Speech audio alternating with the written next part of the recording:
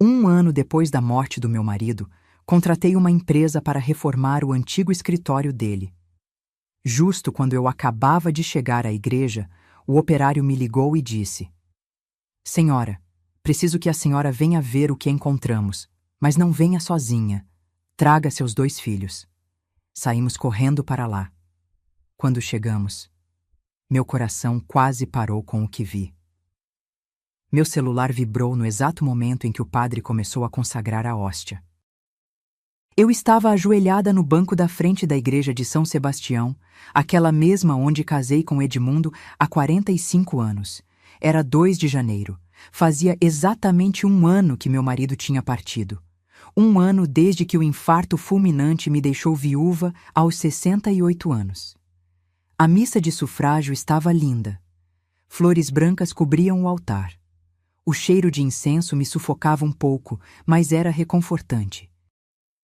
Eu segurava o terço que minha mãe me deu no dia do meu casamento, passando conta por conta, rezando por Edmundo, pelo descanso da alma dele, pela nossa história juntos. Até que o celular vibrou novamente. E de novo, e de novo. Olhei de relance. 7 ligações perdidas, todas do mesmo número. Jefferson, o mestre de obras que eu havia contratado há 3 semanas para reformar o escritório de Edmundo lá em casa, no Leblon. Senti um aperto no peito. Será que tinha acontecido algum acidente? Algum problema estrutural na casa? Com as mãos tremendo, me levantei discretamente e saí pelos fundos da igreja. O sol de janeiro batia forte na calçada. Liguei de volta, o coração disparado. Dona Marlene? A voz de seu Jefferson estava estranha, trêmula, urgente. Sim, seu Jefferson, desculpe, eu estava na missa. Aconteceu alguma coisa? Houve uma pausa longa demais. A senhora precisa vir aqui, agora. Mas o que houve? Caiu alguma parede? Alguém se machucou? Não, senhora, não é nada disso. Ele respirou fundo. A gente encontrou uma coisa atrás da parede do escritório. Uma coisa que a senhora precisa ver com os próprios olhos. Minha boca secou. Que tipo de coisa, seu Jefferson? Eu não posso falar por telefone, dona Marlene. A voz dele estava ainda mais baixa agora. Mas, pelo amor de Deus, não venha sozinha. Traga seus 2 filhos com a senhora. Isso não é conversa para ter sozinha. O mundo girou ao meu redor. Não é conversa para ter sozinha? O que diabos ele tinha encontrado? Se você quer descobrir o que estava escondido naquela casa por todos esses anos, se inscreva no canal e ative o sininho, porque esta história vai virar sua vida do avesso, assim como virou a minha. Desliguei o telefone com as mãos geladas. Em pleno verão carioca, com o sol queimando a pele, eu estava tremendo. Voltei correndo para dentro da igreja, peguei minha bolsa e saí sem nem me despedir. No estacionamento, liguei para meu filho Bernardo. Mãe, você não está na missa do papai? Bernardo, preciso que você venha comigo agora para a casa. E ligue para sua irmã, encontraram alguma coisa lá. Como assim encontraram alguma coisa? Ele já estava impaciente, como sempre. Não sei, mas o mestre de obras disse para eu não ir sozinha. Disse para levar vocês 2. Um silêncio tenso. Tô saindo agora. Vou buscar a Luciana no caminho. Desliguei e entrei no meu carro, um Civic branco que Edmundo tinha me dado no nosso último aniversário de casamento. Minhas mãos suavam tanto que escorregavam no volante. Dirigi em piloto automático pelas ruas do Leblon, meu bairro, minha vida inteira. Quando cheguei na porta da casa, Bernardo e Luciana já estavam lá. Meu filho, sempre pontual e sério, de camisa social mesmo num sábado quente. Minha filha, de calça jeans e blusa leve, o cabelo preso num rabo de cavalo.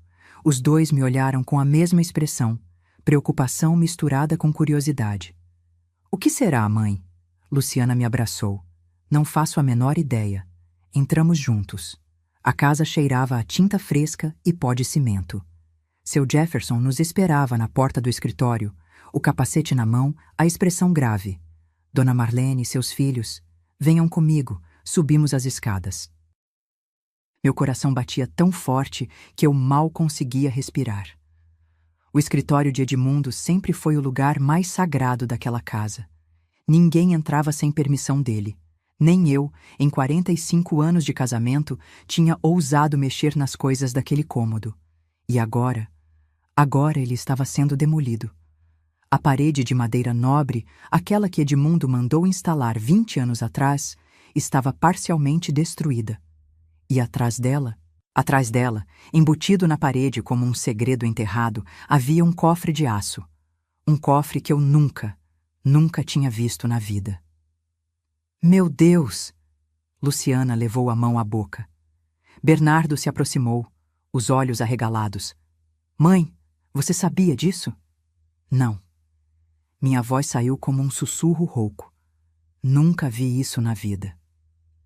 Seu Jefferson se aproximou devagar, como quem se aproxima de uma bomba prestes a explodir. A senhora tem a senha? Ou alguma chave? Balancei a cabeça, incapaz de falar. Bernardo, sempre prático, olhou para o cofre com atenção. É um modelo antigo, senha de 6 dígitos. Mãe, tenta a data de casamento de vocês. Com as mãos tremendo, me aproximei. Digitei 150478. Um bip agudo. Senha incorreta. Tenta a data de nascimento do papai, sugeriu Luciana, a voz falhando. 220952. Incorreta. Tentei a minha data de nascimento. Incorreta. Bernardo suspirou. Vou ligar para um chaveiro especializado, mas pode demorar. Não. Minha voz saiu firme, uma firmeza que eu não sabia que ainda tinha dentro de mim. Tenta a data de hoje, 2 de janeiro. Bernardo me olhou sem entender. A data de hoje? Por quê? Só tenta. Ele digitou 0201. Precisávamos de 6 dígitos. Completei mentalmente. 020125.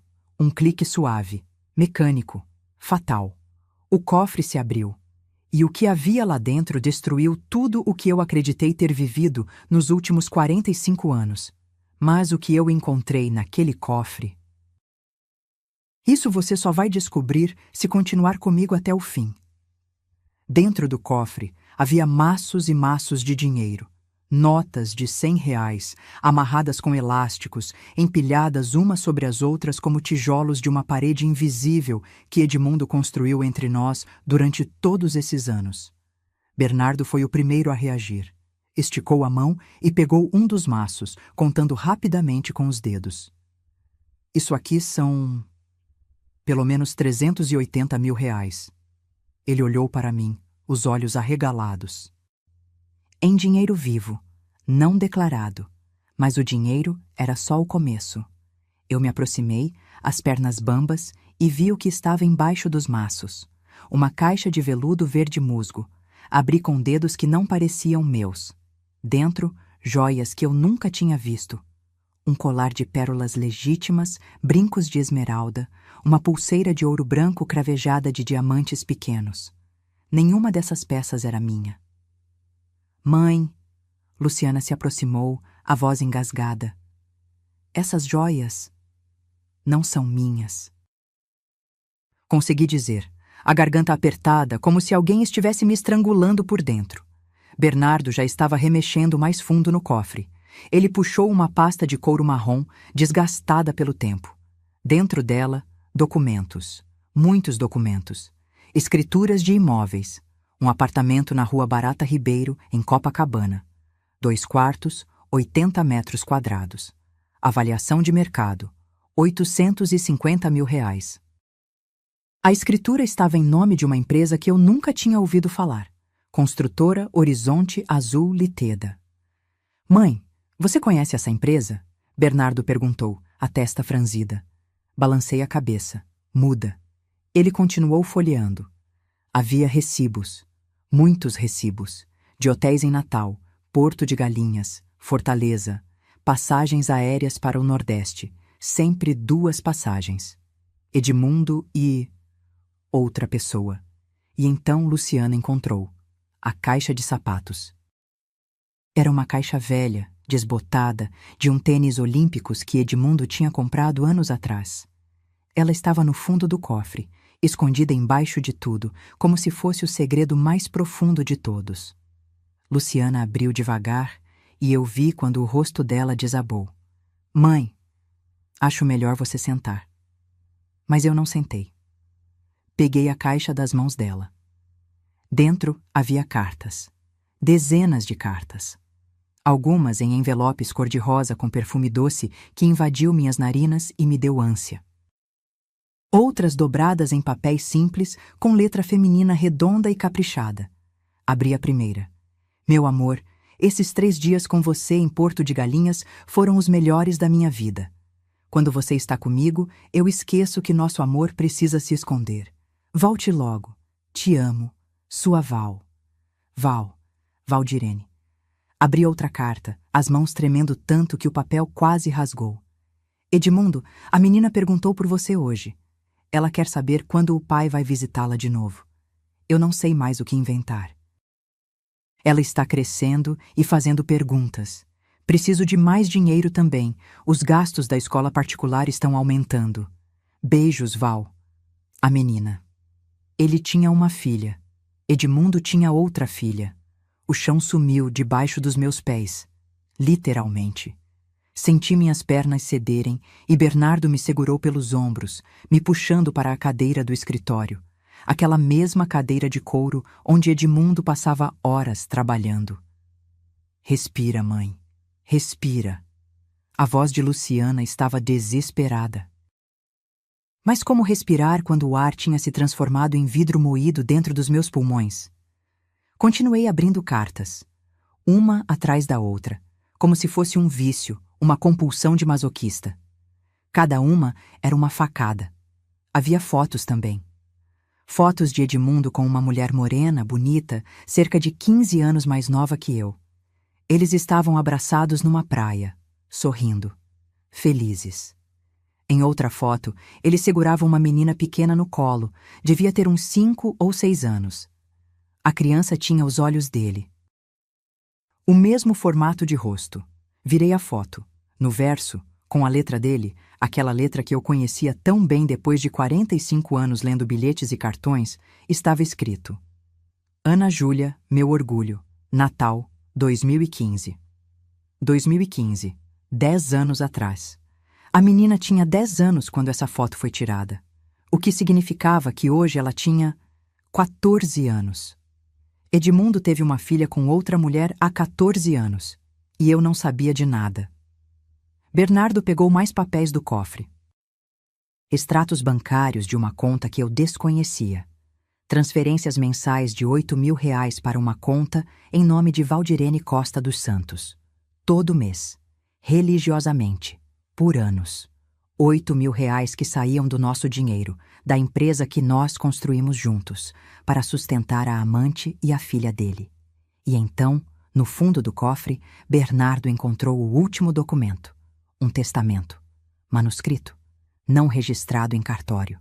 Com a letra de Edmundo, datado de 3 meses antes da morte dele.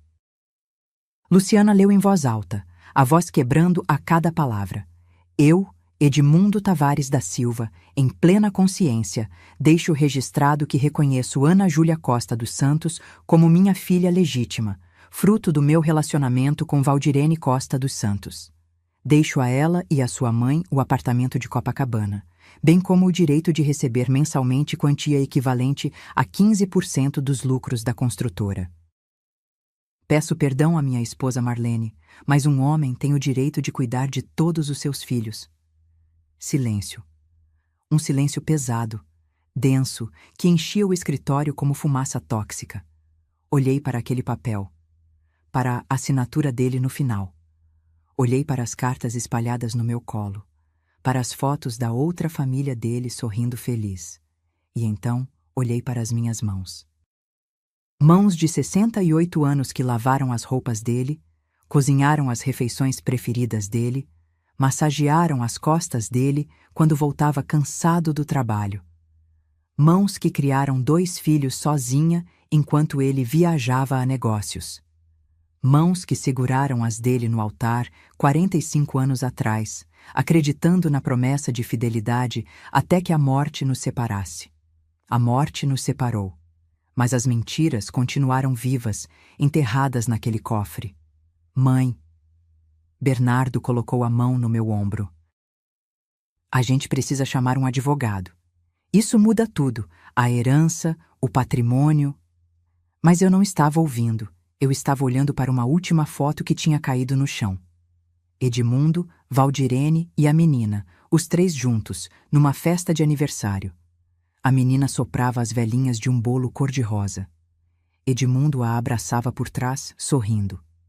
A data atrás da foto, 18 de março de 2023. 9 meses antes dele morrer. 9 meses antes de me deixar viúva, sozinha, chorando sobre o caixão dele, achando que tinha perdido o amor da minha vida. Mas descobrir a traição foi só o começo. O que eu ainda não sabia era que meu próprio filho já conhecia parte dessa verdade. E nunca me contou. Sentei naquela cadeira por horas. Não sei quantas. O sol entrou pela janela, atravessou o escritório e começou a se pôr. Bernardo e Luciana ficaram comigo o tempo todo, mas era como se eu estivesse sozinha dentro de uma bolha de vidro, onde só existiam eu e as ruínas do meu casamento. Fiquei olhando para aquelas cartas, para aquelas fotos, tentando entender quando tudo começou a desmoronar. Ou pior, quando tudo já estava desmoronado e eu simplesmente não percebi? Conheci Edmundo em 1975. Eu tinha 23 anos, acabara de me formar professora, dava aulas numa escola municipal no Meier. Ele tinha 26, era engenheiro recém-formado, trabalhava como autônomo em pequenas obras. Nos conhecemos num casamento de primos, dançamos a noite inteira ao som de Roberto Carlos e Erasmo. Ele tinha um sorriso que iluminava o rosto inteiro e um jeito confiante de falar sobre o futuro. Vou ter minha própria construtora um dia, Marlene. Vai ter meu nome na fachada. E você vai estar do meu lado para ver. E eu acreditei. Casei com ele 3 anos depois, na igreja de São Sebastião, com vestido de renda branca que minha mãe costurou durante 6 meses. Lua de mel em Petrópolis. 5 dias que foram os mais felizes da minha vida até então. Edmundo cumpriu a promessa. Em 1982, ele abriu a construtora Silva em Associados. Eu estava grávida de 7 meses do Bernardo.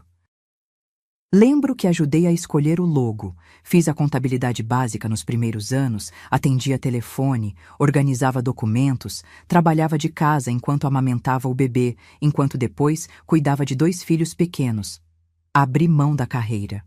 Pedi exoneração da prefeitura em 1985, quando Luciana nasceu, e Edmundo disse que a empresa estava crescendo, que precisava de mim dedicada à família.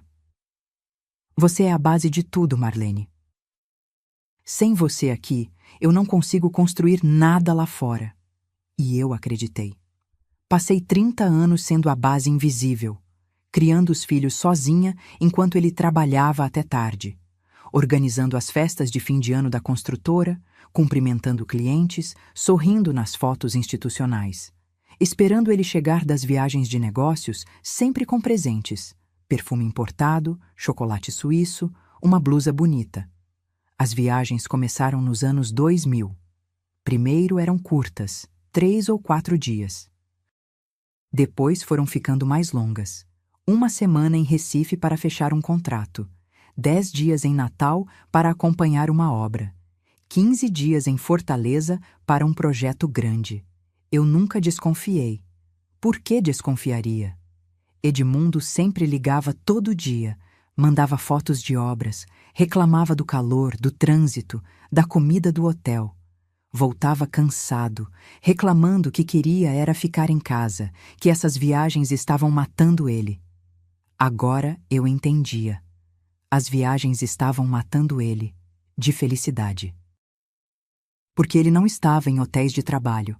Estava com ela, com Valdirene, construindo outra vida, outra família, outro mundo onde eu não existia.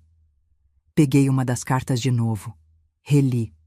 Amor, O apartamento de Copacabana ficou lindo com os móveis novos. Ana Júlia adorou o quarto dela. Disse que quando crescer quer morar sempre aqui com a gente. Estou ansiosa para o seu retorno na próxima semana. Vou fazer aquela moqueca que você adora. Moqueca. Edmundo sempre disse que detestava moqueca. Durante 45 anos, nunca fiz moqueca em casa porque ele dizia que o cheiro de peixe cozido dava enjoo nele. Mentira. Mais uma mentira numa pilha infinita de mentiras. Olhei para os extratos bancários que Bernardo tinha espalhado sobre a mesa. Transferências de R$ 8.000 por mês. Todo dia 15, religiosamente, por 14 anos. Fiz as contas na cabeça.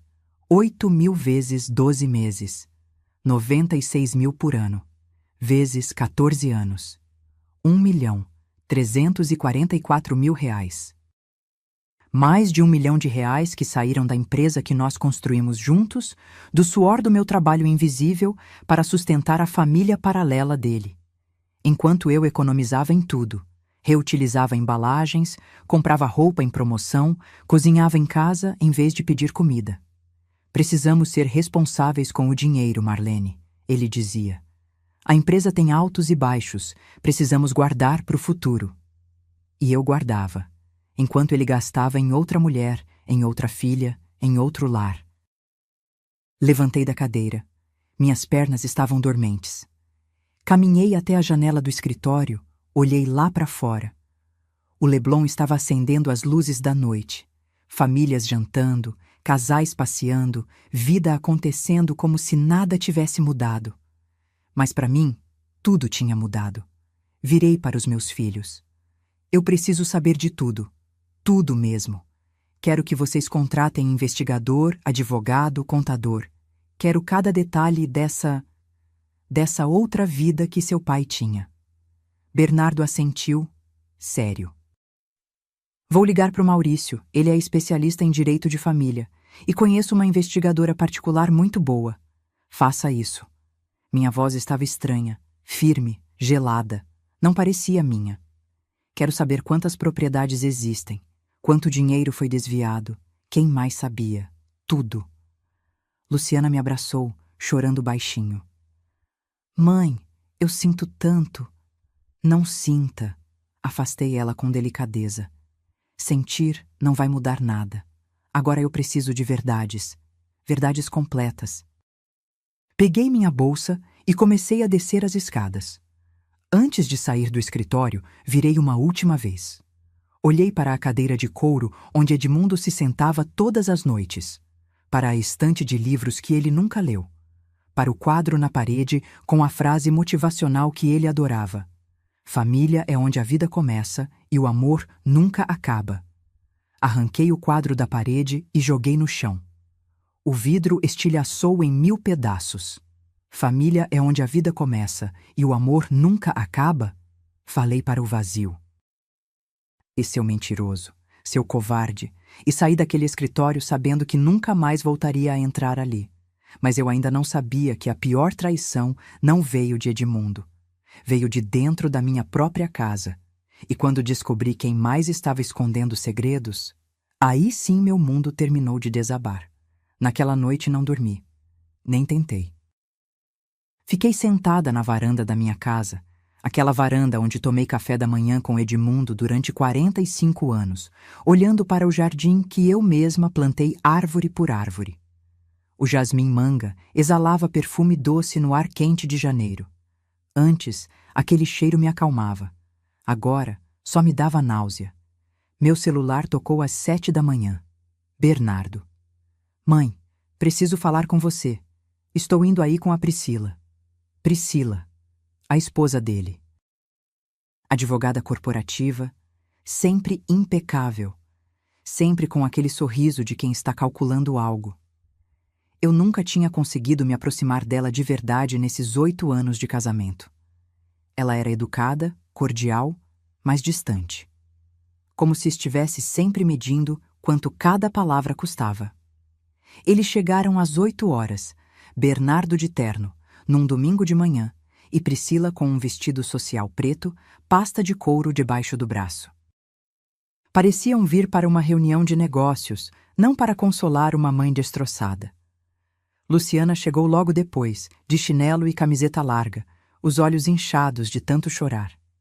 Sentamos na sala de estar. A mesma sala onde comemoramos natais, aniversários, onde Edmundo e eu recebíamos amigos aos domingos. Agora, aquele espaço parecia um tribunal. Bernardo começou antes mesmo de eu servir o café. Mãe, a Priscila e eu passamos a noite analisando a situação. Ele abriu uma pasta, tirou papéis. Isso é grave, muito grave. Se essa tal de Ana Júlia processar, ela tem direito a parte da herança. Pode ser até metade, dependendo de como o juiz interpretar. E tem o problema fiscal. Esse dinheiro do cofre não foi declarado. São R$380 mil que podem gerar multa, juros, até processo criminal por sonegação. Fiquei olhando para ele. Meu filho, o menino que amamentei, que ninei noites inteiras quando tinha febre, que ensinei a andar de bicicleta. Agora ele estava ali, falando de dinheiro, de impostos, de processos. Nenhuma palavra sobre a minha dor. Bernardo, minha voz saiu baixa. Seu pai me traiu durante 15 anos. Teve outra filha. E você está preocupado com impostos? Ele piscou como se não entendesse a pergunta. Mãe, eu entendo que está difícil, mas a gente precisa ser prático. Emocional a gente resolve depois. Agora é hora de proteger o patrimônio. Proteger o patrimônio. Luciana explodiu. Patrimônio? Bernardo, você enlouqueceu? A mãe acabou de descobrir que viveu uma mentira. E por isso mesmo ela precisa pensar com clareza. Priscila entrou na conversa, a voz suave mas firme. Dona Marlene, sei que está sendo muito difícil processar tudo isso. Mas quanto mais rápido tomarmos providências legais, melhor. Já consultei alguns colegas. Podemos alegar que esse testamento manuscrito não tem validade. Não está registrado, não tem testemunhas, pode ter sido escrito sob coação ou até forjado. Forjado? Olhei para ela, incrédula. É a letra do Edmundo. Eu conheço a letra dele. Mas nenhum juiz pode ter certeza absoluta. Ela se inclinou para a frente. Podemos questionar. E sobre o apartamento de Copacabana, está em nome de empresa. Podemos alegar que é patrimônio empresarial, não pessoal. Isso dificulta o acesso dela. Dela quem? Perguntei. Da menina. Ana Júlia. Ana Júlia. A filha de Edmundo. Meia-irmã dos meus filhos. Ela é uma criança. Minha voz saiu trêmula. Tem 14 anos. Não tem culpa de nada disso. Exatamente. Bernardo se ajeitou na poltrona. Ela não tem culpa, mas isso não significa que tenha direito à metade da herança que a gente construiu. Mãe, essa casa vale R$4.200.000. A empresa, mais 6 milhões. Temos investimentos, aplicações. Estamos falando de um patrimônio de quase 12 milhões. Se ela entrar com processo e ganhar, ela pode levar 6 milhões, Priscila completou. Metade de tudo, 6 milhões. Eles estavam calculando quanto uma criança de 14 anos poderia roubar deles. Olhei para Luciana. Ela estava com a cabeça entre as mãos, chorando baixinho. Mãe, Bernardo continuou. A gente quer te ajudar. Por isso trouxe uma proposta. Uma solução que protege você e a gente. Algo na forma como ele disse aquilo fez um alarme soar na minha cabeça. Que proposta? Ele trocou um olhar com Priscila. Ela assentiu. A gente sugere que você faça uma doação antecipada. 40% da empresa passa para o meu nome agora, em vida. Assim, se houver processo, esses 40% já estão fora do espólio, protegidos. O apartamento de Copacabana a gente transfere para uma holding que eu administro, regulariza a situação fiscal aos poucos.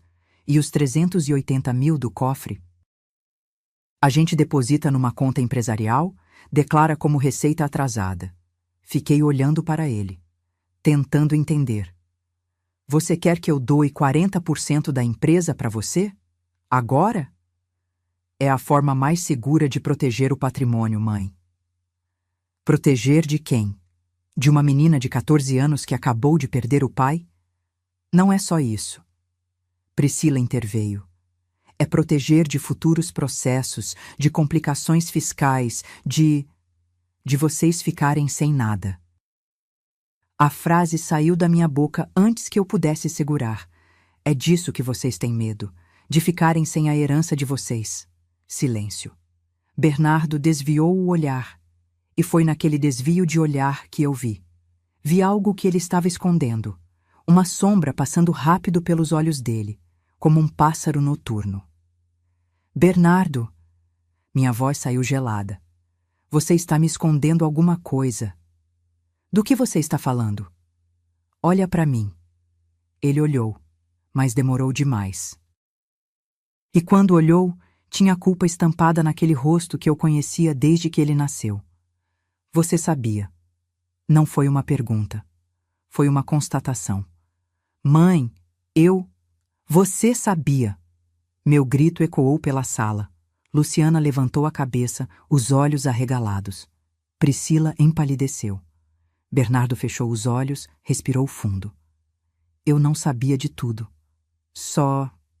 O papai me contou sobre uns investimentos externos. 6 meses antes de morrer. Disse que tinha aplicações fora da empresa, que era melhor manter discreto por questões fiscais. Eu achei estranho, mas ele disse que ia regularizar, que era só questão de tempo. Nunca imaginei que tinha outra família. Completei. Você sabia que seu pai estava desviando dinheiro e não me contou. Eu não sabia para que era o dinheiro, mas sabia que existia. Levantei da cadeira. Você sabia que havia dinheiro escondido e ficou calado. Deixou eu viver na mentira. Deixou seu pai me enganar até o último dia de vida dele. Mãe, eu sinto muito. Sai. Apontei para a porta. Sai da minha casa. Mãe, por favor. Sai, os dois, agora. Priscila já estava levantando, puxando Bernardo pelo braço. Ele tentou falar mais alguma coisa, mas ela o arrastou para fora. A porta se fechou. Sobrou só eu e Luciana na sala. Ela veio até mim, me abraçou e nós duas choramos. Choramos pelos 45 anos que eu perdi, pelas mentiras, pelas traições. E pela descoberta de que a família que eu achava que tinha nunca existiu de verdade. Mas se eu achei que já tinha visto o fundo do poço, eu estava muito enganada. Porque nos próximos dias eu descobriria que as mentiras eram ainda mais profundas do que imaginei. Luciana ficou comigo aquela noite toda. Dormiu no quarto de hóspedes, mas sei que ela não pregou o olho, assim como eu. A cada hora eu ouvia passos no corredor, a geladeira abrindo, água correndo na pia. 2 mulheres insones navegando no mesmo naufrágio. Na segunda-feira de manhã, ela precisou ir trabalhar. Antes de sair, segurou minhas mãos. Mãe, qualquer coisa mesmo, você me liga. Eu largo tudo e venho. Assenti, incapaz de falar. Depois que ela saiu, fiquei olhando para a casa vazia. 45 anos de memórias grudadas nas paredes, como papel de parede velho que ninguém tem coragem de arrancar. Peguei o celular. Procurei no Google, Investigador Particular, Rio de Janeiro. Liguei para o primeiro nome que apareceu com boas avaliações. Uma mulher atendeu. Carvalho Investigações, bom dia. Eu preciso de uma investigação sobre meu marido falecido. Houve uma pausa breve. Senhora, meu nome é Simone Carvalho. Fui delegada por 28 anos. Agora trabalho como investigadora particular. Posso recebê-la hoje às 4 horas? Cheguei ao escritório dela pontualmente. Ficava num prédio comercial em Botafogo, 3º andar, sala pequena, mas organizada. Simone tinha uns 55 anos, cabelos grisalhos presos num coque baixo, olhar afiado que atravessava a gente. Contei tudo, desde o telefonema do seu Jefferson até a descoberta do cofre, as cartas, as fotos, o testamento. Ela me ouviu sem interromper, fazendo anotações num caderno de capa dura. Quando terminei, ela tirou os óculos e me olhou direto nos olhos. Dona Marlene, vou ser franca com a senhora. O que vou descobrir pode ser ainda pior do que já sabe. Tem certeza que quer seguir em frente? Absoluta, ela assentiu. Vou precisar de 2 semanas, talvez 3, e meus honorários são R$ 8.000 adiantados. Não hesitei. Passei o cartão ali mesmo. Durante aquelas 2 semanas, eu me transformei em outra pessoa. Ou talvez tenha me transformado na pessoa que sempre fui, mas que ficou escondida debaixo de 45 anos de obediência. Acordava cedo, fazia caminhadas longas pela orla do Leblon, voltava para casa e organizava documentos. Separei tudo relacionado à empresa. Extratos bancários dos últimos 20 anos, declarações de imposto de renda, escrituras de propriedades. Fotografei cada papel, salvei tudo em nuvem. Bernardo ligou 7 vezes, não atendi nenhuma. Priscila mandou mensagens preocupadas. Apaguei sem ler. Luciana vinha me visitar todo dia depois do trabalho. Trazia comida pronta porque sabia que eu não estava cozinhando. Sentávamos na varanda, em silêncio, só existindo uma ao lado da outra. Ela não pressionava, não fazia perguntas, apenas estava ali. No 13º dia, Simone me ligou. Dona Marlene, terminei. Pode vir amanhã de manhã? Não dormi aquela noite. Às 8 horas eu já estava na porta do escritório dela. Simone tinha uma pasta grossa sobre a mesa. Começou devagar. Valdirene Costa dos Santos, 51 anos, natural de Mossoró, Rio Grande do Norte. Mudou-se para Natal em 2005. Trabalha como gerente do Banco Safira, agência da Zona Norte. Salário: R$ 12.000 mensais. Mora num apartamento alugado na Avenida Bernardo Vieira. 3 quartos, R$ 1.800 de aluguel. Ela me mostrou fotos. Valdirene era bonita. Cabelos longos e escuros, olhos claros, sorriso largo. Nas fotos de vigilância que Simone tirou, ela usava roupas elegantes, salto alto, bolsa de marca. E a menina? Minha voz saiu rouca. Ana Júlia Costa dos Santos, 14 anos, estuda no Colégio SEI, escola particular de Natal, mensalidade de R$ 3.500. Pratica balé, faz aulas de inglês particular, perfil ativo nas redes sociais. Ela me mostrou prints do Instagram. É uma adolescente normal. Posta fotos com amigas, vídeos dançando, mensagens sobre K-pop. Olhei para aquela menina nas fotos. Ela tinha o sorriso de Edmundo, os mesmos olhos amendoados. Seria impossível negar a paternidade só de olhar. O relacionamento começou em 2008, Simone continuou. Edmundo conheceu Valdirene num evento da construtora em Natal. Ela trabalhava na época como recepcionista do hotel onde ele se hospedou. Segundo fontes que consegui entrevistar, discretamente, foi um caso imediato. 2 meses depois, ela engravidou. 2008. Há 17 anos.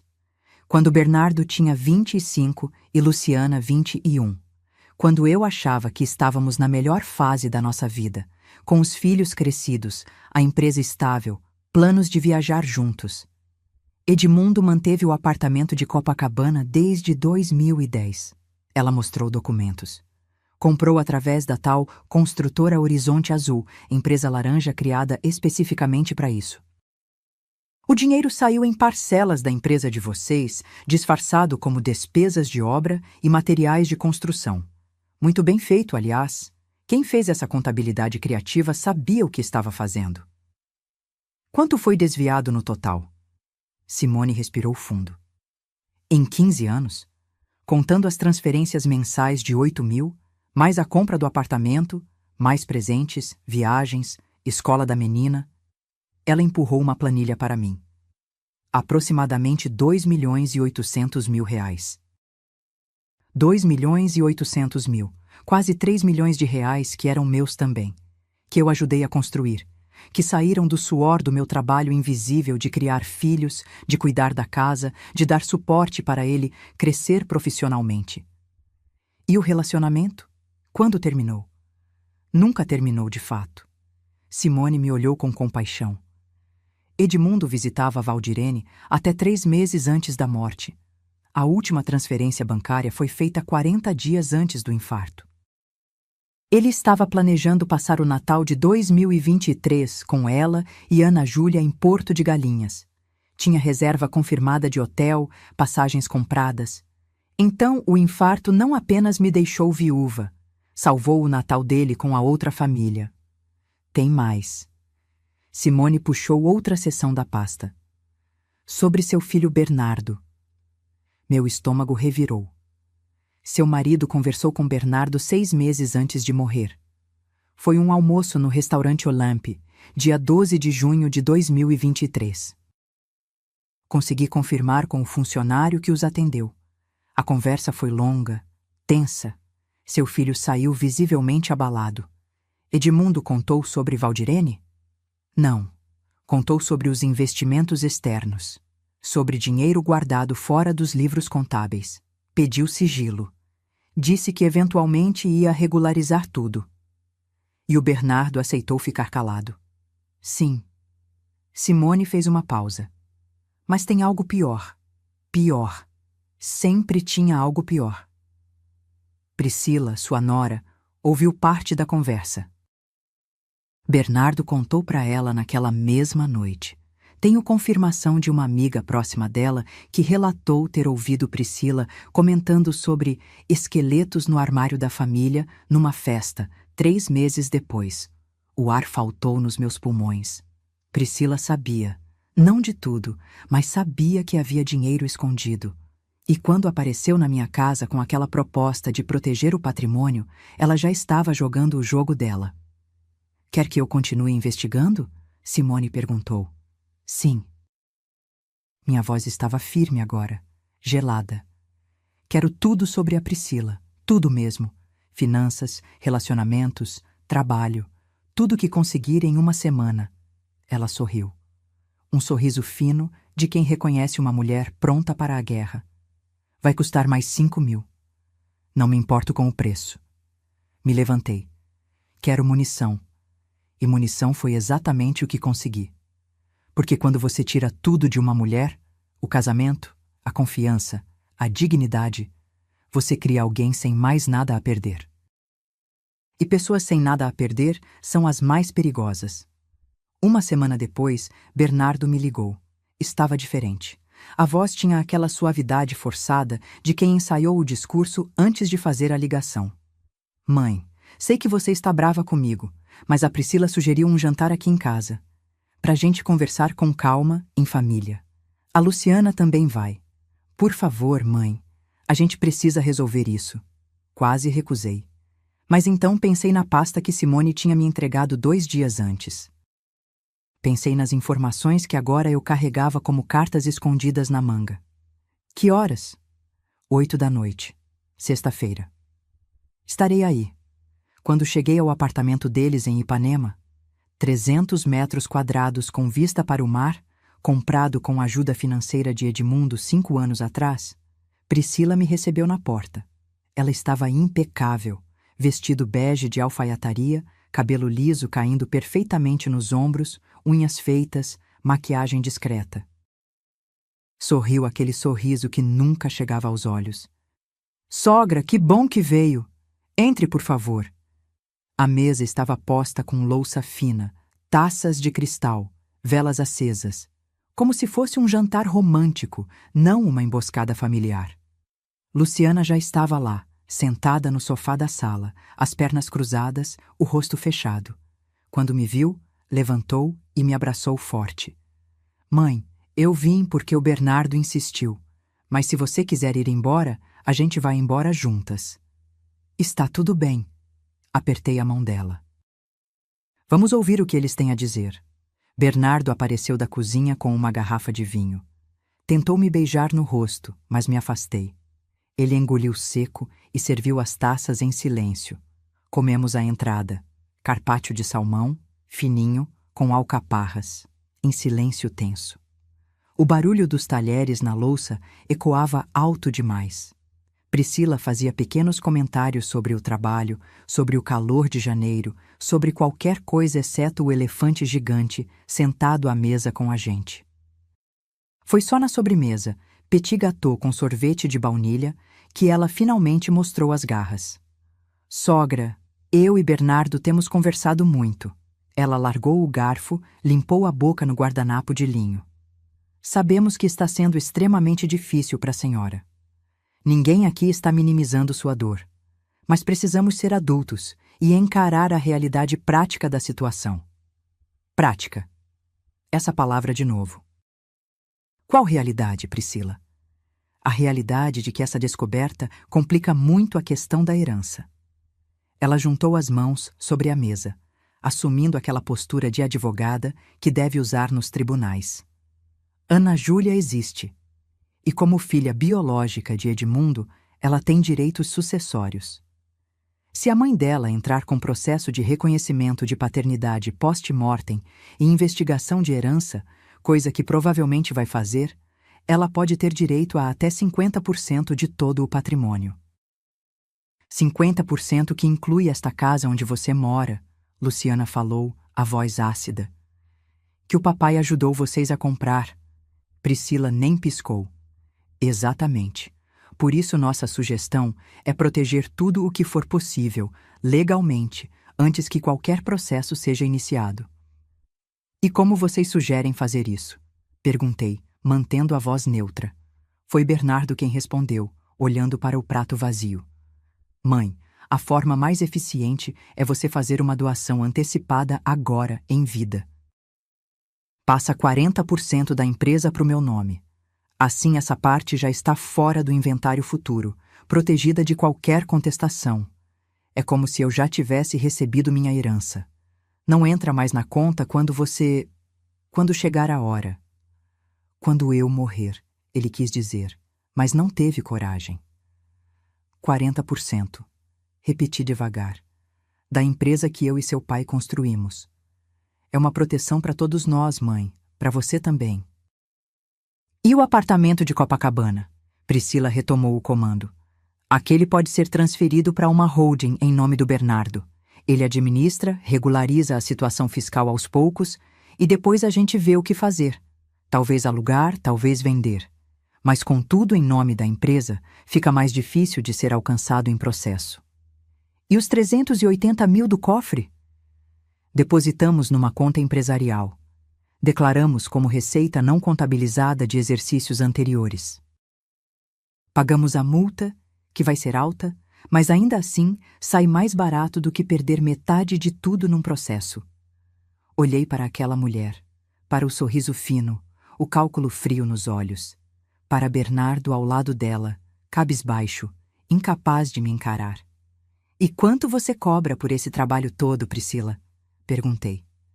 Imagino que, como advogada, você vá querer uma porcentagem. Ela piscou. Não esperava a pergunta. Sogra, eu faria isso de graça. Somos família. Família! Dei uma risada curta, seca. Família que quer que eu doe metade da minha empresa por medo de uma menina de 14 anos. Não é medo. Priscila se inclinou para a frente. É estratégia. É se antecipar ao problema antes que ele cresça. O problema. Repeti. Você está chamando uma criança de problema. Estou chamando a situação jurídica de problema. Luciana bateu a mão na mesa. As taças tremeram. Chega. Priscila, você está tentando manipular a minha mãe para tirar vantagem disso tudo. É óbvio. Você quer que ela doe a empresa para o Bernardo agora, enquanto está fragilizada, destruída. Vocês estão se aproveitando da dor dela. Luciana, você sempre foi emotiva demais. Priscila falou com condescendência. Alguém aqui precisa pensar com a cabeça. E você acha que é você, né? Luciana se levantou. A advogada esperta que vai salvar todo mundo? Eu estou tentando salvar o patrimônio da família, sim. Algo que alguém precisa fazer, já que você parece interessada só em abraçar e chorar. O veneno na voz dela era palpável agora. A máscara estava caindo. Eu me levantei devagar. Peguei minha bolsa. Obrigada pelo jantar, Priscila. Estava delicioso. Sogra, espera. Ela se levantou também. A senhora vai pensar na proposta? Vou pensar, sim. Olhei diretamente nos olhos dela. Vou pensar muito, e virei para Bernardo. Você sabe que eu te amo, filho. Sempre vou amar. Mas hoje, olhando para você, eu não sei se te conheço. Saí daquele apartamento com Luciana ao meu lado. Descemos pelo elevador em silêncio. Quando chegamos no térreo, ela explodiu em lágrimas. Mãe, eles são nojentos! Como o Bernardo deixa ela falar assim com você? Abracei minha filha, mas minha cabeça já estava longe dali. Estava pensando na pasta que Simone tinha me entregado, nas informações sobre Priscila que eu ainda não tinha compartilhado com ninguém. Priscila queria jogar sujo?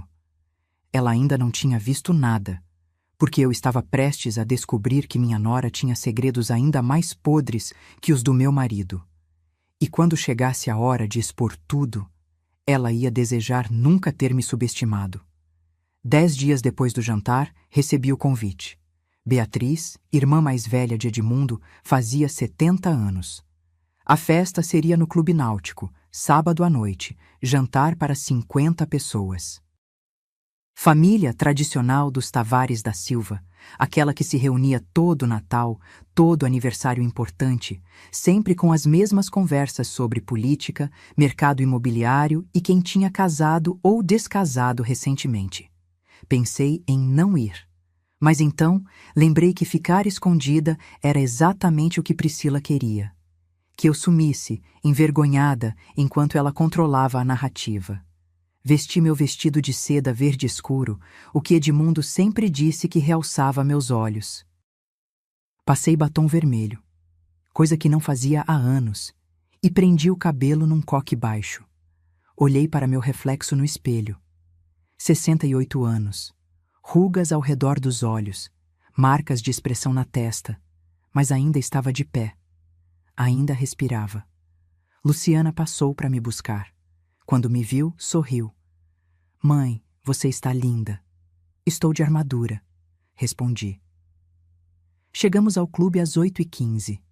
O salão estava decorado com flores amarelas e brancas, as cores favoritas de Beatriz. Mesas redondas com toalhas de linho creme, taças de cristal refletindo a luz dos lustres. Música ambiente, aquela MPB suave que toca em todo evento de família. Beatriz me recebeu com um abraço apertado. Marlene, minha querida, como você está? Seguindo, Bia.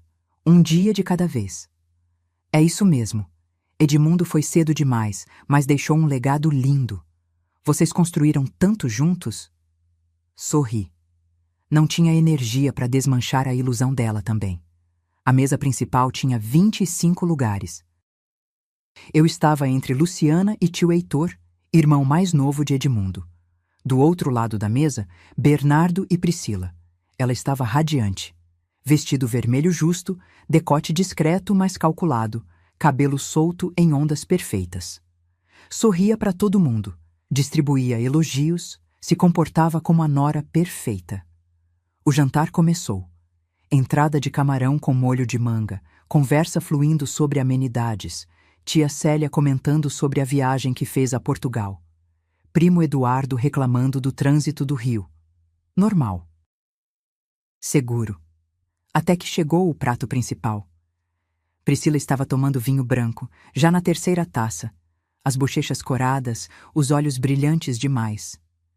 Bernardo ao lado dela, tenso, como se pressentisse algo. Ela se levantou, bateu a colher na taça. Plim, plim, plim.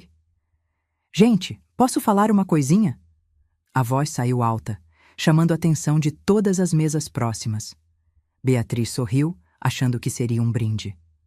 Claro, Priscila. Eu só queria dizer que é maravilhoso estar aqui, celebrando a vida da tia Bia, com toda essa família incrível. Ela fez uma pausa dramática. Ainda mais depois de tudo que essa família passou recentemente, né? O som ao redor começou a diminuir. Pessoas prestando atenção. Priscila... Bernardo sussurrou, tentando puxá-la de volta para a cadeira. Ela ignorou. Porque não é fácil, gente.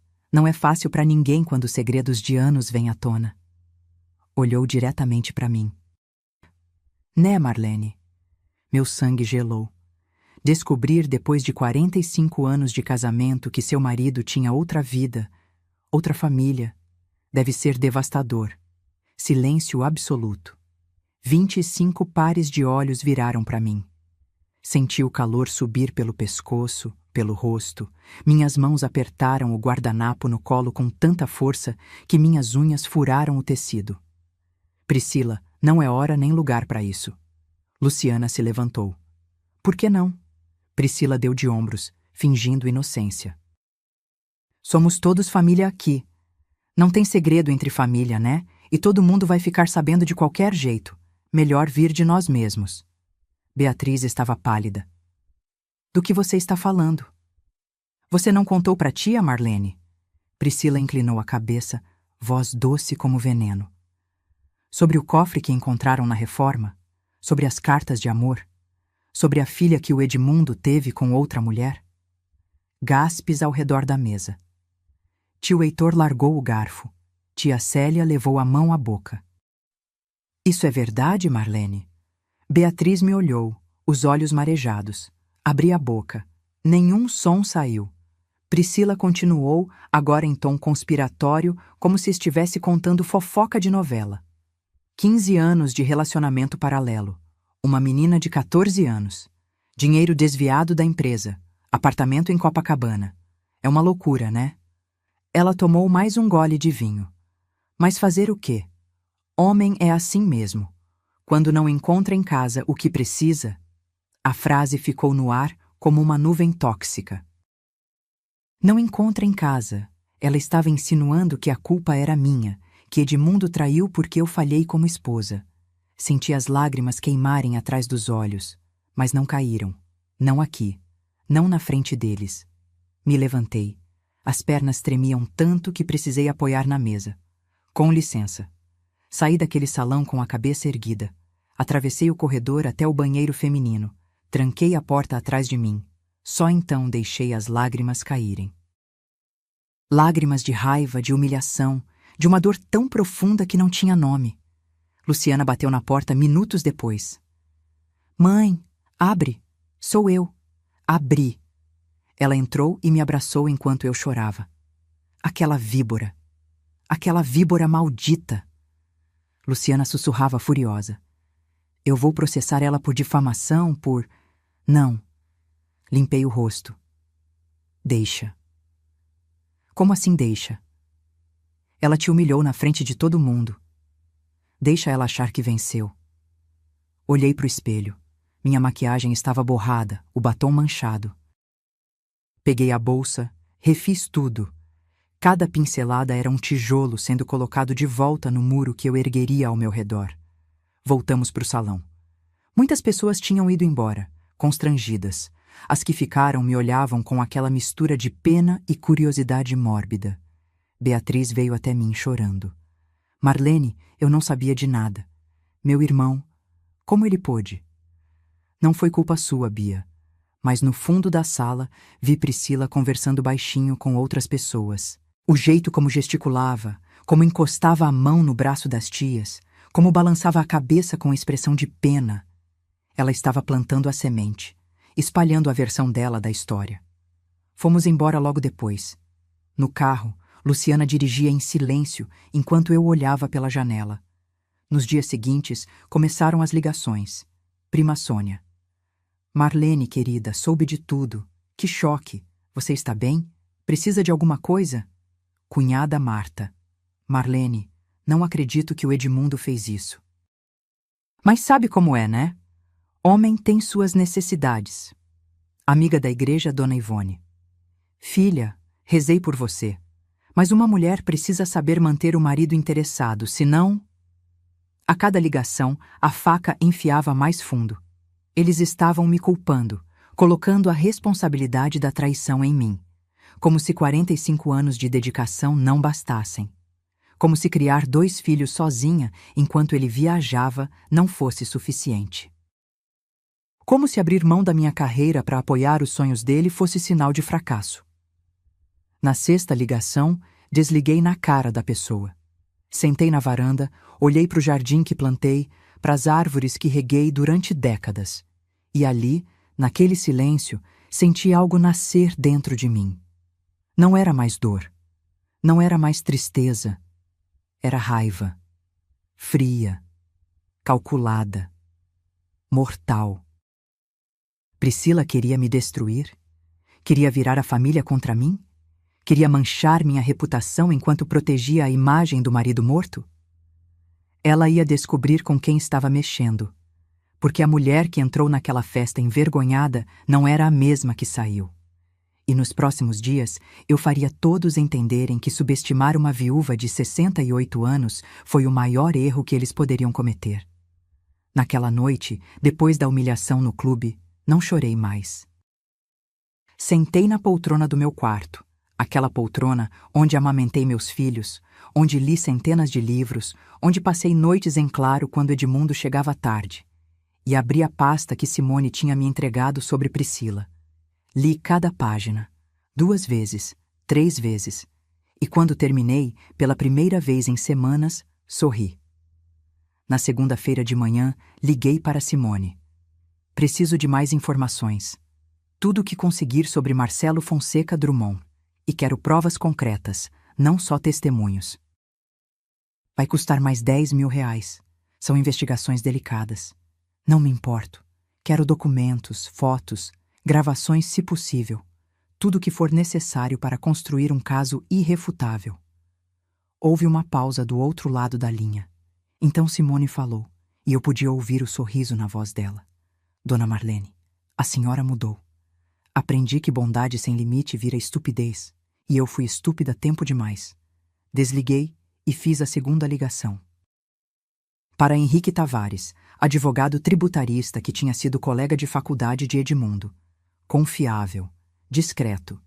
Henrique, preciso de uma consultoria urgente. Sobre recuperação de patrimônio desviado durante casamento e sobre doações em vida. Pode me receber hoje? Às 3 da tarde, eu estava no escritório dele em Botafogo. Passei 2 horas explicando tudo. O cofre, o dinheiro, o apartamento de Copacabana, as transferências para Valdirene, a pressão de Bernardo e Priscila. Henrique fazia anotações meticulosas num bloco amarelo. Marlene, você tem um caso fortíssimo. Ele tirou os óculos, esfregou os olhos cansados. Esse dinheiro foi construído durante o casamento em regime de comunhão parcial de bens. 50% é seu por direito. O apartamento de Copacabana, mesmo estando em nome de empresa laranja, pode ser rastreado como patrimônio comum, já que foi comprado com recursos da construtora. Você pode processar o espólio e recuperar tudo. E quanto a Ana Júlia? A menina tem direitos? Tem. Como filha biológica, ela tem direito à parte da herança. Mas isso não significa que você perde tudo.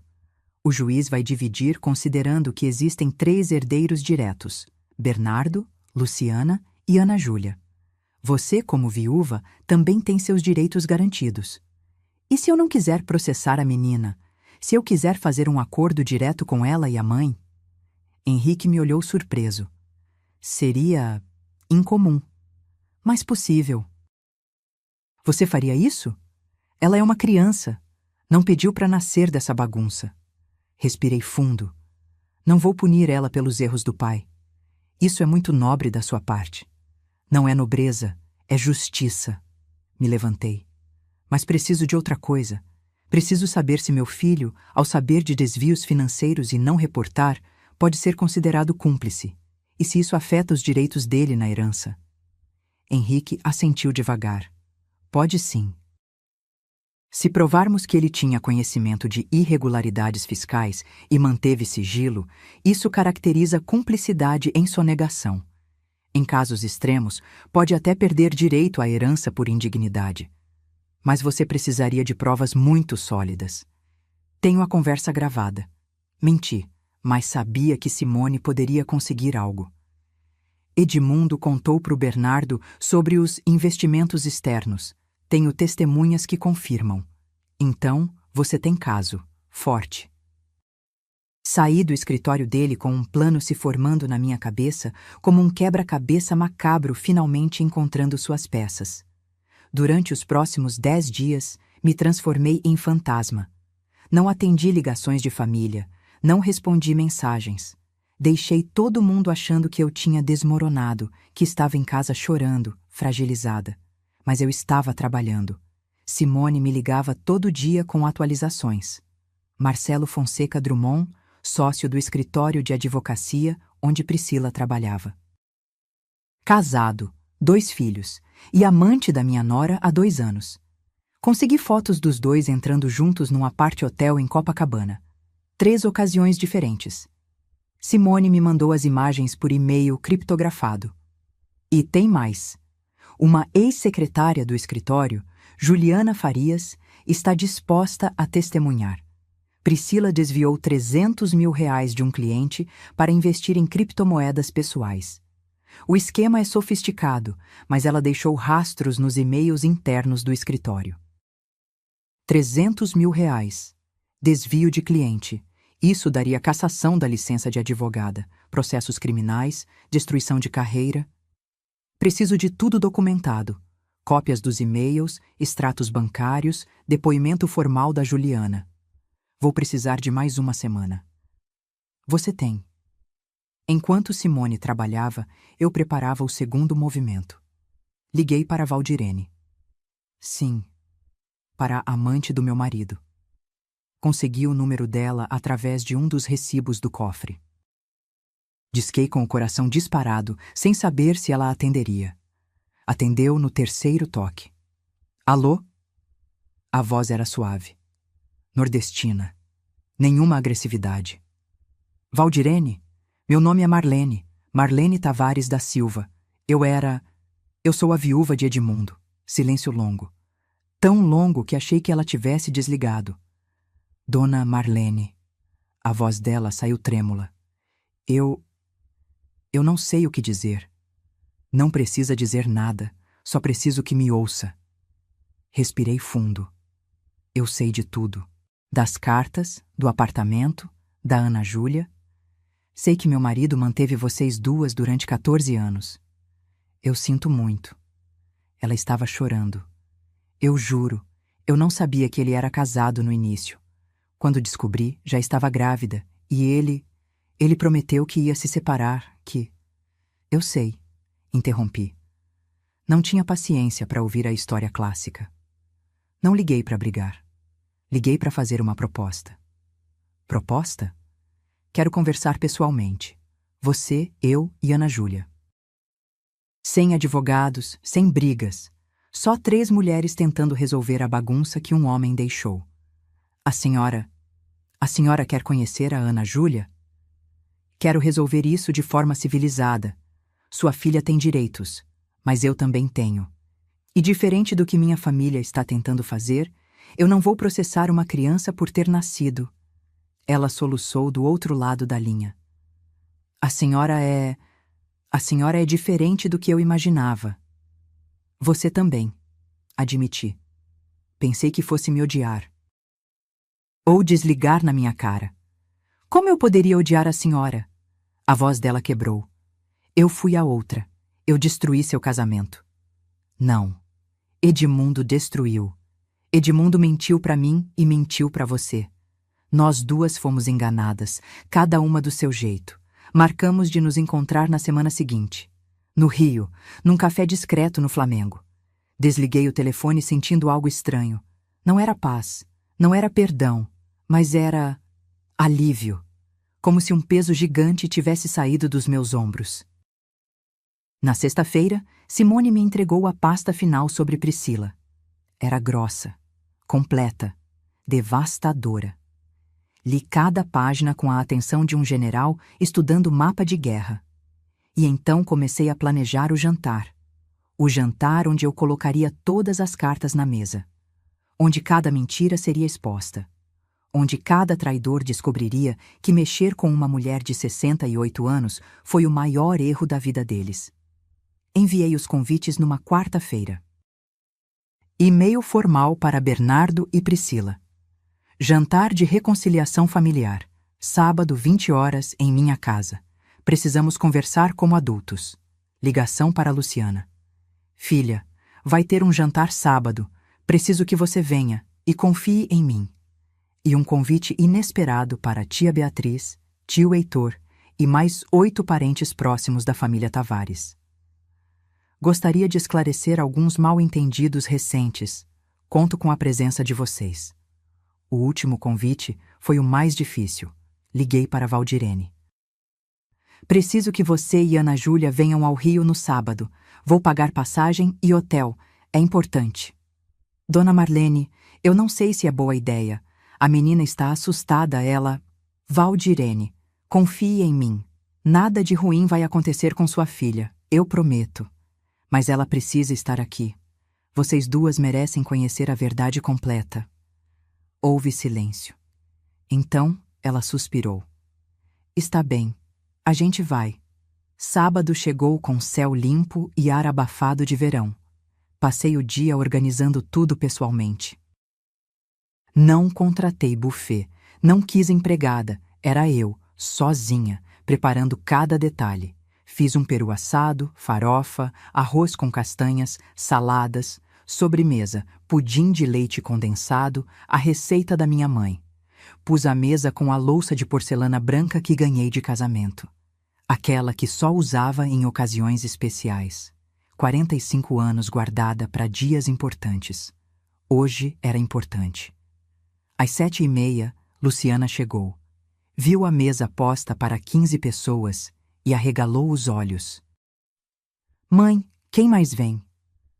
Você vai ver. Os primeiros a chegarem foram Beatriz e Heitor, pontuais como sempre. Depois os primos, as tias. Todos entravam com aquela expressão de curiosidade misturada com constrangimento. Ninguém sabia bem como agir perto da viúva escandalosa. Bernardo e Priscila chegaram às 8h05. Ela estava impecável de novo. Macacão preto, sandália de salto, cabelo preso num rabo elegante. Sorriu ao entrar, mas o sorriso vacilou quando viu tanta gente. Mãe, eu pensei que seria só nós. Senta, Bernardo, logo você entende. Às 8h15, a campainha tocou. Fui atender pessoalmente. Abri a porta. Valdirene estava ali. Cabelos escuros presos num coque, vestido simples azul marinho, maquiagem discreta. Ao lado dela, uma menina magra de 14 anos, olhos enormes assustados, segurando a mão da mãe com força. Ana Júlia, a filha de Edmundo. Ela tinha o rosto dele. Os mesmos olhos amendoados, a mesma boca. Era impossível negar.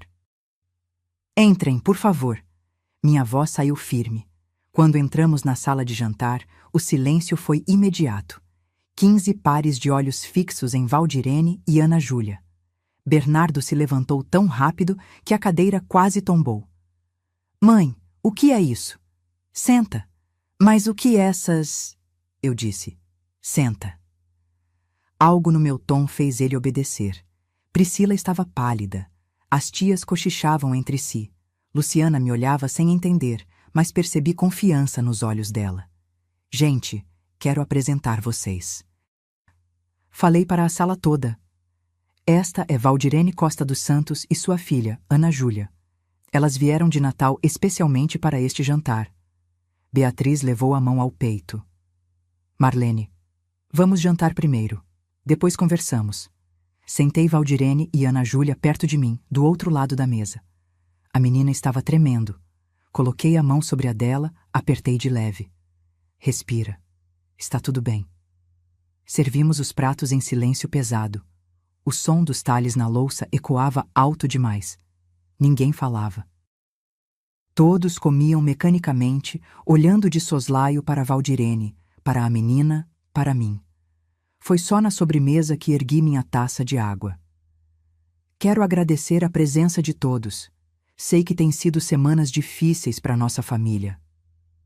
Segredos vieram à tona. Verdades dolorosas foram reveladas. Priscila tomou um gole grande de vinho. Bernardo olhava para o prato. Mas hoje eu quis reunir vocês aqui porque descobri que as mentiras eram ainda maiores do que eu imaginava. E achei que todos mereciam conhecer a verdade completa. Respirei fundo. Edmundo, meu marido, teve um relacionamento de 15 anos com Valdirene. Ana Júlia é filha dele. Isso todo mundo aqui já sabe, graças a Priscila ter feito questão de espalhar no aniversário da Beatriz.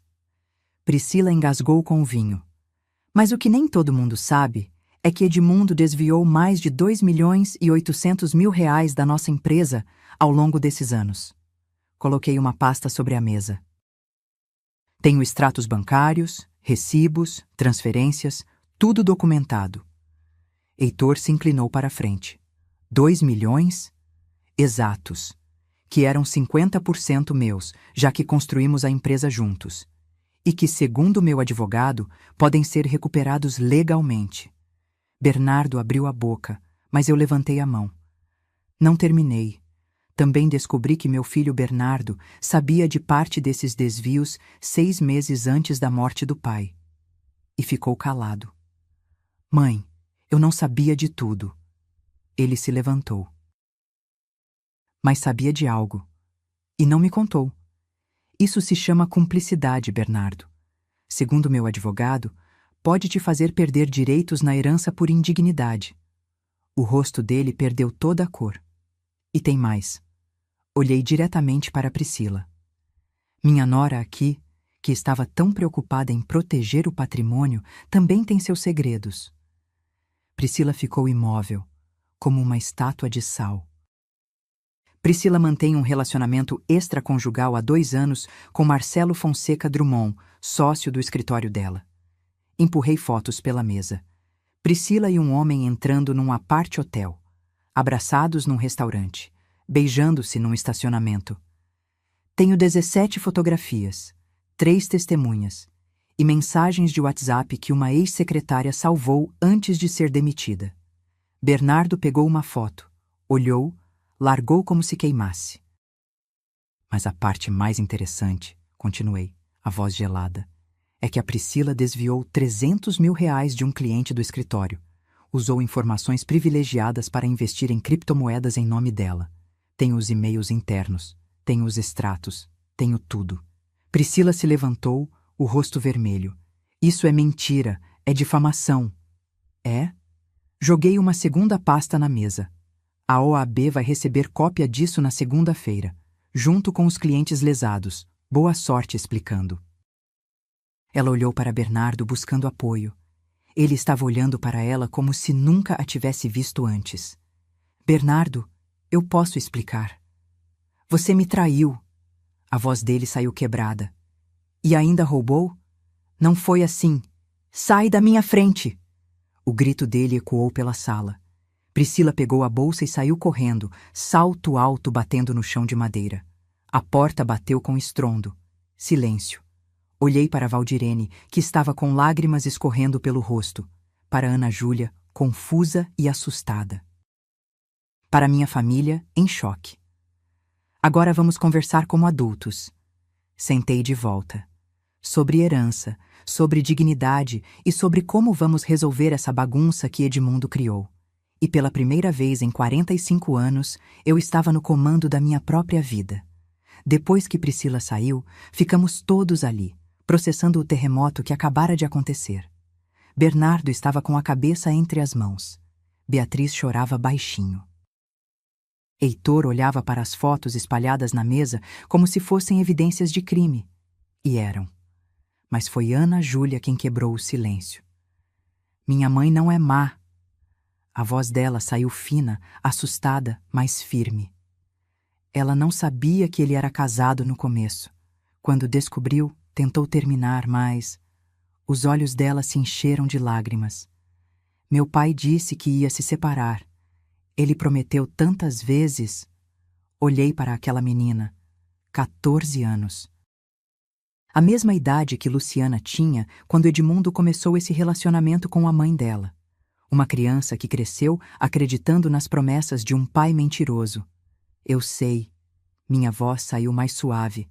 Não estou brava com você, Ana Júlia, nem com sua mãe. Estou brava com Edmundo Ele enganou nós todas. Valdirene soluçou, cobrindo o rosto com as mãos. Dona Marlene, eu juro que nunca quis destruir sua família. Quando descobri que ele era casado, eu já amava ele. E tinha a Ana Júlia no meu ventre. Eu tentei me afastar, mas ele sempre voltava, sempre convencia, sempre prometia. Para. Levantei a mão. Não precisa se explicar. Eu sei como Edmundo era. Convincente. Charmoso. Ele tinha um jeito de fazer você acreditar que o céu era verde se ele quisesse. Luciana se aproximou da Ana Júlia. Você gosta de dançar? Perguntou de repente. A menina piscou, confusa com a mudança de assunto. Gosto, faço balé. Eu também fazia quando tinha sua idade. Luciana sorriu, um sorriso triste, mas genuíno. Você é minha irmã. Eu não escolhi isso, você não escolheu isso, mas é o que é. E não vou punir você pelos erros do nosso pai. Ana Júlia começou a chorar. Luciana a abraçou, e ali, naquela sala de jantar, vendo minhas duas filhas, porque era isso que elas eram agora, abraçadas, senti algo se partir e se reconstruir dentro de mim ao mesmo tempo. Olhei para Bernardo. Ele finalmente levantou a cabeça, os olhos vermelhos. Mãe, eu sinto muito. Eu deveria ter contado. Eu sabia que tinha algo errado, mas o papai me convenceu de que era só questão fiscal, que ia regularizar tudo. Eu fui covarde. Foi. Concordei, sem suavizar. Você escolheu proteger seu pai em vez de me proteger. Escolheu o dinheiro em vez da verdade. Eu sei, e vou ter que viver com isso. Vai mesmo. Respirei fundo. Mas você ainda é meu filho. E diferente do seu pai, eu não abandono minha família. Só não espere que as coisas voltem a ser como antes. Ele assentiu, enxugando os olhos. Virei para a mesa toda. Agora vamos resolver isso direito. Puxei papéis da minha bolsa. Conversei com meu advogado. O apartamento de Copacabana vale R$ 850 mil. Os 380 mil do cofre somam 1.230 mil. Metade disso é legalmente meu, porque foi construído durante meu casamento. A outra metade pertence ao espólio e deve ser dividida entre os 3 filhos de Edmundo, Bernardo, Luciana e Ana Júlia. Ana Júlia arregalou os olhos. Mas eu não quero causar problema. Não é problema. É direito. Olhei para ela e depois para Valdirene. Vocês têm 2 opções.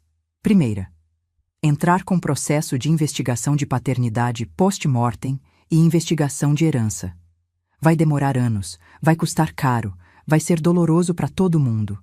Ou segunda opção, a gente faz um acordo privado agora, sem tribunal, sem advogados gananciosos comendo metade de tudo. Valdirene me olhou desconfiada. Que tipo de acordo? Ana Júlia receberá R$ 6.000 por mês até completar 25 anos. Isso dá educação completa, universidade, começo de vida. Quando ela fizer 18, vai receber R$ 250 mil do apartamento de Copacabana. O resto eu vendo e distribuo entre meus outros filhos. Mas isso é muito mais justo do que eu esperava. Valdirene estava atônita. Não é sobre ser justa com você. É sobre ser justa com ela. Apontei para Ana Júlia. Ela não pediu nada disso. Merece ter chances na vida. Valdirene começou a chorar de novo, mas agora eram lágrimas de alívio. E tem uma condição. Acrescentei. Vocês se mudam, saem de Natal, recomeçam longe, onde ninguém conhece essa história. Ana Júlia merece crescer sem ser a filha bastarda. Merece privacidade. A gente já estava pensando nisso. Valdirene limpou o rosto. Tenho uma proposta de trabalho em Portugal. Gerência de banco lá, salário bom. Ia recusar por medo de perder os direitos da Ana, mas... Aceita, eu disse. Leva sua filha para longe desse circo. Dá uma vida nova para ela. Ana Júlia me olhou com aqueles olhos grandes, tão parecidos com os do pai. A senhora não me odeia? Não, criança, eu te invejo. Me inveja? Você ainda tem vida inteira pela frente. Pode escolher ser diferente do seu pai. Pode escolher ser honesta, leal, verdadeira. Me levantei, fui até ela. Não deixe os erros dele definirem quem você é. Ela se levantou e me abraçou. Um abraço apertado, desesperado, de quem precisava ouvir aquilo há muito tempo. Quando soltamos, olhei para o resto da família. Quanto aos outros... Priscila vai enfrentar processo da OAB na segunda-feira. Vai perder a licença, no mínimo. Os clientes lesados vão processar. Ela vai pagar, de um jeito ou de outro. Beatriz fungou. Ela merece. E sobre você, Bernardo? Olhei para meu filho. Vou manter sua parte da herança. Não vou te punir legalmente. Mas vai demorar muito tempo até eu confiar em você de novo. Se é que vou. Eu entendo, mãe. E quero que você faça terapia. De verdade. Não é sugestão, é condição. Você precisa entender por que escolheu mentira em vez de verdade. Por que é tão parecido com seu pai? Ele engoliu seco, mas assentiu. Sentei de volta, exausta. Luciana veio por trás, colocou as mãos nos meus ombros. Mãe, você foi incrível. Não fui incrível. Só fiz o que precisava ser feito. Heitor se levantou, os olhos marejados. Marlene, meu irmão não merecia você. Nunca mereceu. Eu sei. Olhei para ele. Demorei 45 anos para perceber. Mas agora eu sei. O jantar terminou ali. As pessoas saíram aos poucos, abraçando-me na porta, pedindo desculpas por terem acreditado na narrativa da Priscila, prometendo apoio. Quando todos foram embora, sobrou só eu, Luciana, Valdirene e Ana Júlia. Obrigada. Valdirene segurou minhas mãos. A senhora não precisava fazer isso. Precisava sim. Para mim mesma. Para conseguir dormir de noite sabendo que fiz a coisa certa. Elas saíram pouco depois. Promessa de manter contato, de mandar notícias de Portugal, de deixar Ana Júlia conhecer as raízes brasileiras quando estivesse pronta. Luciana ficou comigo, ajudando a lavar a louça em silêncio. Mãe, ela me olhou. O que você vai fazer agora? Olhei ao redor da minha casa. 45 anos de memórias. Algumas boas, muitas ruins, todas misturadas. Agora? Sorri. Agora eu vou viver para mim. E pela primeira vez em quase meio século, eu não estava mentindo. 6 meses depois. Estou sentada no jardim de inverno que construí onde antes era o escritório de Edmundo. Mandei derrubar aquela parede de madeira nobre, arranquei o carpete escuro, quebrei as prateleiras cheias de livros que ele nunca leu. No lugar, vidro, muita luz. Plantas pendentes em vasos de cerâmica que eu mesma pintei nas aulas de arte que comecei a frequentar às terças e quintas. O sol de julho entra forte pelas janelas. Luciana está sentada ao meu lado, tomando chá de camomila. Os 2 netos dela, Cauã, de 6 anos, e Nina, de 4, brincam no tapete aos nossos pés com blocos de montar coloridos. Vovó, olha o castelo que eu fiz. Cauã ergue uma torre torta que desmorona segundos depois. Ele ri, constrói de novo. Olho para aquela criança e vejo resiliência, cair e levantar, simples assim. Meu celular vibra, mensagem de Valdirene, de Portugal. Dona Marlene, a Ana Júlia passou no teste de admissão da Escola de Dança de Lisboa. Obrigada por tudo. Um dia vou conseguir retribuir. Respondo, já retribuiu. Está criando uma menina honesta. Isso basta. 6 meses. Parece uma vida inteira. Priscila perdeu a licença da OAB por 2 anos. Enfrenta 3 processos de clientes lesados. O último que soube, estava trabalhando como consultora freelance, ganhando 1/4 do que ganhava antes. Bernardo pediu divórcio 40 dias depois daquele jantar. Não por causa da traição. Isso ele até tentou perdoar. Foi pelo roubo. Eu posso entender fraqueza, mãe, ele me disse, mas desonestidade? Isso eu não consigo engolir. Irônico, vindo dele. Mas pelo menos está aprendendo. Bernardo faz terapia toda semana. Me liga aos domingos, conversa sobre o que descobriu sobre si mesmo, sobre os padrões que herdou do pai sem perceber. Ainda não voltamos a ter a relação de antes. Talvez nunca voltemos. Mas existe um fio frágil se reconstruindo entre nós. Lento, doloroso, real. Vendi o apartamento de Copacabana por R$ 870 mil. Depositei 250 mil numa poupança em nome de Ana Júlia, que ela receberá aos 18. O resto dividi entre Bernardo e Luciana, partes iguais. Justiça. Os 380 mil do cofre? Declarei tudo. Paguei a multa absurda de R$ 120 mil por sonegação. Doeu no bolso, mas valeu pela paz de consciência. E doei R$ 100 mil para o Instituto Acolher, abrigo para mulheres vítimas de violência doméstica e abuso psicológico. Porque eu entendo agora que traição é violência, manipulação é violência, mentira sistemática é violência. Reformei a casa inteira. Tirei tudo o que lembrava Edmundo. Os quadros que ele escolheu, as poltronas de couro que ele amava, até o lustre da sala de jantar que ele fez questão de comprar num leilão. Doei tudo. Pintei as paredes de cores claras, bege, branco gelo, cinza pérola.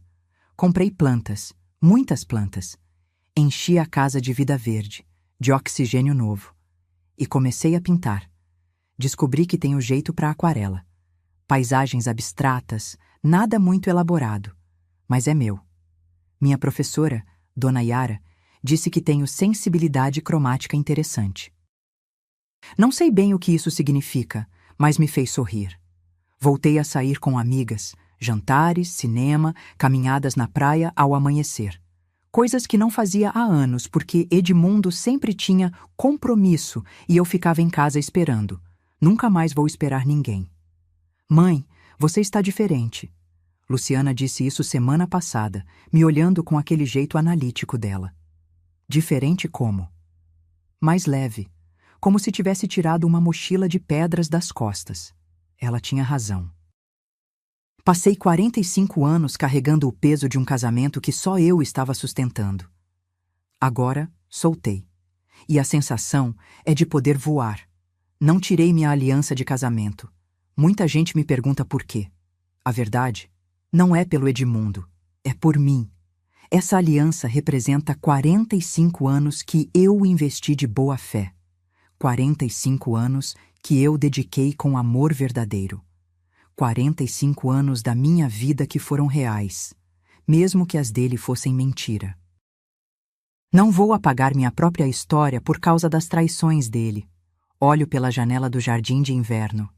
Lá fora, o jasmim-manga que plantei 20 anos atrás está florindo. Branco, perfumado, vivo. Vovó, você está feliz? Nina pergunta de repente, aqueles olhos castanhos curiosos fixos em mim. A pergunta me pega desprevenida. Feliz? Penso sobre isso. Sobre dor, sobre traição, sobre humilhação, sobre descobrir que tudo o que você acreditou era mentira. Sobre ter que reconstruir sua identidade aos 68 anos. E então penso sobre liberdade, sobre escolhas, sobre acordar de manhã e decidir como vai ser seu dia, sem precisar agradar ninguém, sem precisar ser quem esperam que você seja.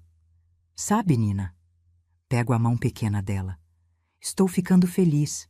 Não cheguei lá ainda, mas estou no caminho. E é verdade. Não vou mentir dizendo que não dói. Dói. Tem dias que acordo e ainda sinto o peso da traição, a vergonha de ter sido enganada durante tanto tempo. Tem noites que choro sozinha, lembrando de momentos que achei que eram especiais e agora sei que eram vazios. Mas também tem dias que acordo e olho para o espelho e vejo uma mulher que sobreviveu, que não se deixou destruir, que impôs limites, que buscou justiça, que protegeu os inocentes mesmo quando doía. Uma mulher que aprendeu, aos 69 anos, que nunca é tarde para recomeçar. Que perdoar não significa esquecer, significa libertar-se do peso do rancor. Que amor próprio não é egoísmo, é sobrevivência. Que você pode amar alguém por décadas e ainda assim não conhecê-lo de verdade. E que a família que importa não é aquela que compartilha sangue, mas aquela que escolhe ficar ao seu lado quando tudo desmorona. O sol está se pondo, dourado, alaranjado, pintando o céu do rio com aquelas cores impossíveis que só janeiro sabe fazer. Luciana apoia a cabeça no meu ombro. Eu te amo, mãe. Eu também te amo, filha. E ali, naquele jardim de inverno que construí sobre as cinzas do passado, cercada pelos netos, pela filha que escolheu meu lado, pelas plantas que eu mesma cultivei, eu respiro. E pela primeira vez em 45 anos, o ar entra fácil nos meus pulmões. Esta é a história de Marlene, mas poderia ser a história de qualquer uma de nós. Porque todas nós, em algum momento, precisamos escolher: deixar as traições nos destruírem ou usar os cacos para construir algo novo, mais forte, mais nosso. Se esta história tocou seu coração, deixe nos comentários de onde você está assistindo. Conta pra mim, você já precisou recomeçar depois de uma grande dor? Já descobriu forças que não sabia que tinha? Quero ler sua história também. E se você gostou, deixa seu like e se inscreve no canal para não perder as próximas histórias de vida, coragem e recomeço. Porque todo mundo merece saber que é possível se levantar, não importa quantas vezes a vida te derrube. Até a próxima história. E lembre-se, você é mais forte do que imagina.